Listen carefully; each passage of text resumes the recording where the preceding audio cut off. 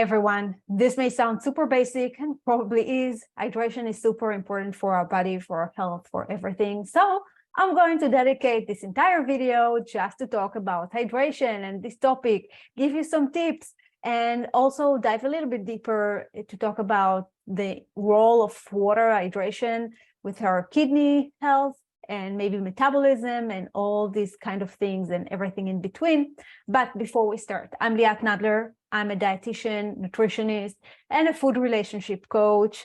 And that being said, feel free to subscribe to my channel, like, comment, and be supportive. So that being said, let's start by reviewing some key functions that water perform in our body.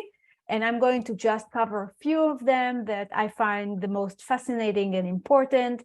And I would like to start with the first thing that caught my attention when I first learned about our body, biology, anatomy. We were taught about water and how it rolls in nature. And one of the fascinating things is that water has amazing ability to maintain temperature. It takes a lot of energy to move it even one degree temperature up. For you, it may look very simple because you just push the button and turn on the kettle, or you just turn on the heat on your stove. But it takes a lot of time and energy to actually bring water to boil, and our body uses that characteristic to regulate our body's temperature. And as a medic in the military many years ago, one of the most common things that I've seen is people getting fever because they didn't drink enough water, especially if it's a warm day or they were very active, marathon or hiking or whatever it is. Super important to make sure that you drink, because otherwise the body is it's very hard for him to maintain and regulate the temperature. If you are a woman in perimenopause or menopause and you want to avoid the hot flashes as much as possible, by all means, start drinking water. Okay. That being said, another key function of water, I don't know how to call it, lubricating joint. Of course, there are other things that come into place when we are talking about joint health, but just so you know, if you want to feel a little bit more or less stiffy, drink more water. Another thing that is important to remember is the transportation of nutrients and oxygen in our blood. So our blood, our red blood cells, white blood cells, nutrients, and any compounds that in that fluid is basically not floating in a vacuum. It is what we call the blood serum, which is a fluid, and it is mostly made out of water. So in order to make sure that our blood is not thick and nutrients and oxygen and gas, whatever it is in our blood needs to get into our cells, we need to make sure we drink adequate amount of water, okay? Another important thing, digestion and absorption of nutrient. We need to drink enough water to move things down that path, right? In my practice, I'm seeing a lot of people coming in with constipation. They take a lot of fiber supplement thinking that it's going to help, but if you're not drinking enough water, it's just going to get stuck there and make things even worse. So drink a lot of water to help flush things down, okay? Another amazing ability of water is to make sure that our kidneys function well. I'm going to talk a little bit more deep about it in a few minutes. But I think it's important to remind it again and again and again. Our kidneys are so delicate. They do such hard work. Let's help them.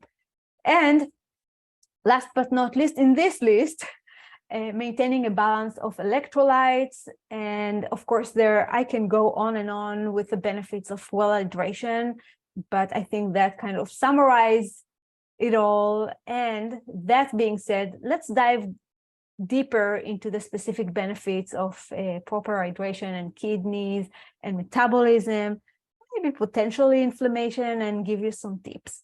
So kidneys and hydration. I want to start by describing the protective aspect of hydration, specifically in the kidneys, because our kidneys play a vital role in filtering waste products and excess substances from the blood. Okay, so think about like the basic. We eat protein. That protein breaks down for different functions in our body. Some of this waste product is going straight to the kidney to be filtered. Okay, so if we're not drinking enough water, that can actually harm the kidney's function. Okay, so maintaining electrolyte balance is another thing that the kidney does, regulating blood pressure. If we drink too much water, not enough water, the kidney does that. So when we are adequately hydrated, our kidney can basically perform these functions and be very effective about it.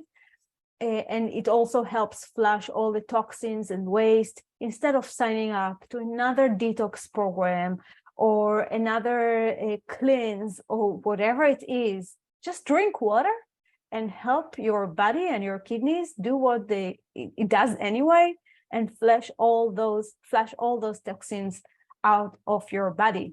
Okay, otherwise it can lead to some issues like kidney stones and dysfunction of the kidney. And once that is done, it's done. Like, you can't go back. Okay, let's talk about metabolism and hydration for a second, because I know metabolism is a hot topic. Everybody wants to have the best metabolism rate ever, right? So hydration plays a crucial role in maintaining a healthy metabolic rate, because our body uses water in various metabolic processes, such as breaking down carbohydrates and fats, for example, to create energy.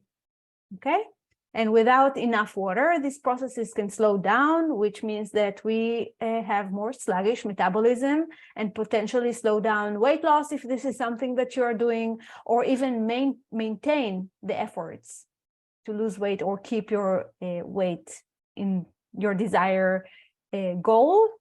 Okay, by the way, it's not just sluggish metabolism, it's also feeling sluggish and fatigued in your body.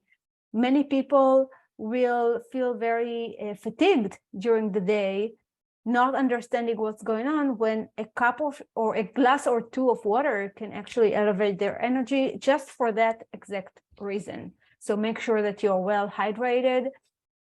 And additionally to all of that, it helps with appetite control, because many people basically confuse the hunger cue with the thirst cue. So just try water first. Make sure that you cover that corner, right? Now let's talk about inflammation and hydration. And although there is no direct connection between the two of them, I just want to be clear about it. Inflammation is a natural response for our body to protect itself from harm, right? Chronic inflammation can lead to various health issues. Okay, so if your body maintains a lot of inflammation for a very long time, that is definitely something that will affect your metabolism, affect your health, energy, time that you spend taking care of yourself.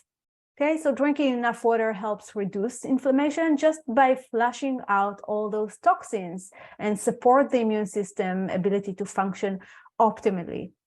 Again, it's not a direct connection, but as you help your body maintain all these things, regulate the temperature, help your kidneys flush out things, help your blood have a normal volume of fluid, that can also aid with inflammation and bringing it to a normal function, okay? Because inflammation is still important.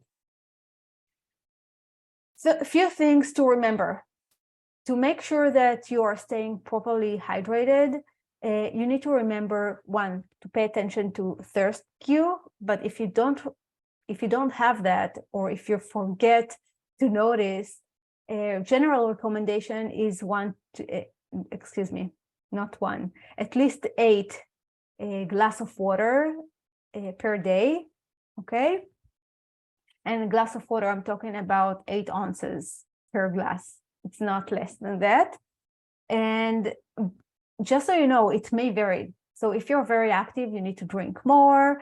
A child, 8 glasses may be too much. So factors like age, activity levels, and what climate you're in, like if you're in a very hot, very humid, or very dry weather, that changes how much water you need to drink. This is why assessing your hydration based on the color of your urine probably would be a more accurate way to know how much more you need to drink or not. Okay, we are aiming to very pale yellow or even clear urine. That is a very good sign. Okay? So just in case you're not sure how much you need to drink, as long as you go frequently enough time to the restroom and the color of your urine is pale yellow or clear, you're probably fine. Okay, so some tips for hydration if you're I don't know, struggling with that. Few things that you can do. Okay, keep a reusable water bottle, and I want to show you mine. It's not pretty, but it's effective.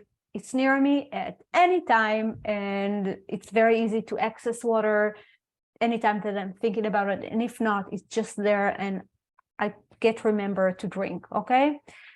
If you have hard time, because I know that many people do struggle with just drinking plain water, then try to infuse it maybe with fruits, with herbs, vegetables. I really love and enjoy using a food grade level of essential oils. Specifically, I love citruses. Super nice. You can try that as well. Super enjoyable.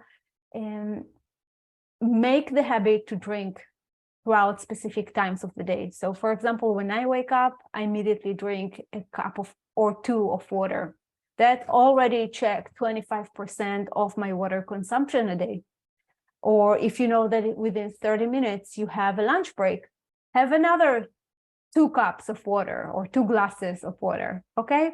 So try to structure it in your day to make it easier for you to remember. Overall, it's 4 times, maybe a little bit more. If you work out, make sure that you get that, okay? And also pay attention to your body's thirst signals, right? Our body can tell us, like, if our mouth is dry a little bit, pay attention to that and drink water. If your skin is very, very dry, that may be also a sign that you're not drinking enough, okay? So that being said, make sure that you pay attention to hydrating yourself, and hopefully you're going to have an amazing feeling in your body. I'll see you in the next video.